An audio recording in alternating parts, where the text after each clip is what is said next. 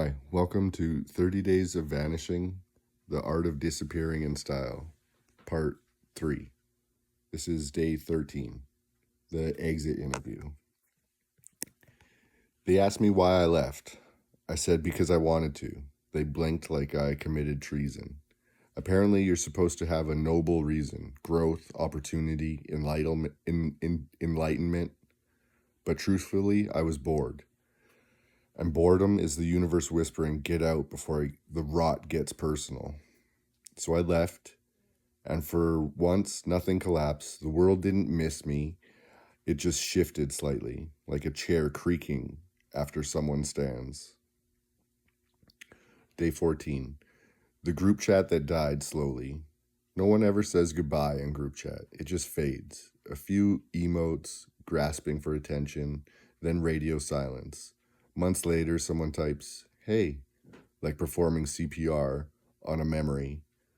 But everyone's already moved on, haunting new servers, new circles of laughter. I scroll through fossils of old plans, birthdays that never happened, inside jokes without context. Every haha feels like a ghost light left on. We call it staying connected, but it's mostly just lingering in the digital aftermath of people who used to remember you. Day 15. Scene, 3:47 p.m. There's a special kind of silence in being left unread. You tell yourself you're busy, or in a tunnel, or abducted by self-improvement, but really, they saw it. You blinked at the name lighting up, and so did they. And both of you decided not to make this real. We're so fluent now in polite neglect. We ghost each other gently, like closing tabs we meant to return to. Day 16. Attention span missing, presumed dead. I used to finish books. Now I read captions and call it enlightenment. I used to have opinions. Now I have notifications. The internet didn't steal our time.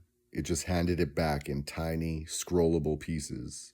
Every swipe a half-life, every next a small betrayal. Or what could have been learned if we just stayed still. We're all ghosts of our own focus, floating from one dopamine fix to the next, wondering why the silence feels so loud. Day 17, deleted account. I thought disappearing online would feel dramatic, like smashing a mirror, like reclaiming something lost. But it was quiet, a blink, a logout, a vanishing so efficient even the algorithm didn't notice. Nobody asked where I went. The void just filled itself again, like water smoothing over a skipped stone. There's a freedom in realizing how replaceable your absence is. You stop fearing erasure and start writing an invisible link. Day 18, Ghost Towns of the Internet. Once we built digital cities, forums, fandoms, forgotten blogs where we confessed to strangers and called it community. Now they stand empty, their passwords lost, their laughter cached in dead servers. You can still wander through them, pixel dust on your shoes, reading posts like epitaphs, back soon. Just taking a break. Miss you guys. We were pioneers of connection and architects of abandonment.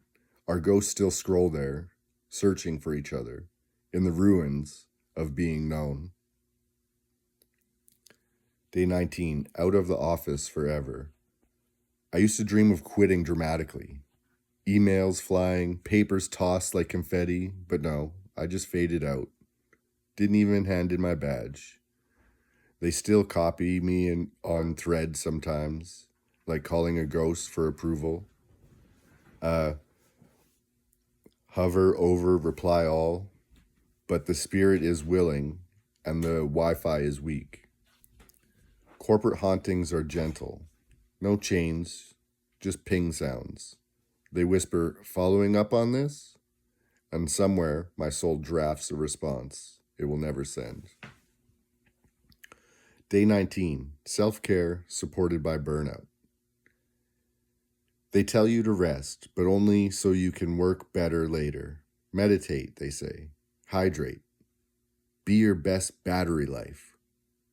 So I light a candle that smells like ambition, a journal about gratitude, while scrolling past everyone else, nervous breakdowns.